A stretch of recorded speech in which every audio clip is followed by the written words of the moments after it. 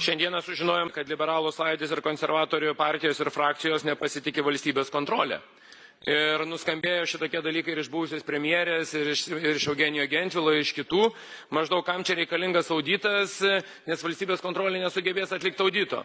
Paskutinis klausantysis pradėjo klausti, kokie yra departamentai ir kokioje veikloje kyla abejonių. Tai šiaip tai LRT visa yra kaip tokia sudėtis ir turi būti sprendžiama ir nagrinėjama. Be kita ko dar ir teisingumo teisme yra byla. Dabar klausimas sako, kodėl už tą laikotarpį reikia tirti. Na kažkaip keista, kai ateini Amerikos puslapį Government randi finansavimą, kad LRT buvo skiriamas finansavimas kažkam tai ir dėl kažko tai ir nereikia aiškinti. Kai LRT tarybos pirmininkas atsistatydina nenurodymas jokių aplinkybių ir sako, aš nenoriu šitame pekloj dalyvauti, vėlgi keista.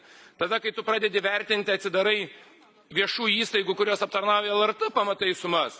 Kažkur 800 tūkstančių, kažkur 30 tūkstančių, kažkur 50 tūkstančių. Ir stebuklingų būdų kažkaip tai tie prodiuseriai atsidūrė, pavyzdžiui, Vilniaus savivaldybės mero organizuojam renginį kaip vedėjas. Tada savo neformaliam kanaliais pasikviečia merą pasikalbėti. Nu kažkaip labai ten viskas įdomu pas jūs yra su tais finansais šitais dalykais. Tai aš manau, kai mes pamatysime, kokios prodiusinės kompanijos šiandien dienai gauna užsakymus ir matysim, kokios sumos vaikšto pinigų, gal iš vis LRT nereikės tokio kaip pastato, nereikės kaip LRT, užteks vieno kambario buto, pastatyti direktorių ir samdyti papildomas paslaugas. Todėl visi kolegos kviečiu atlikti kuo greičiau, kad būtų valstybės kontrolė atliktų būtent finansinį auditą.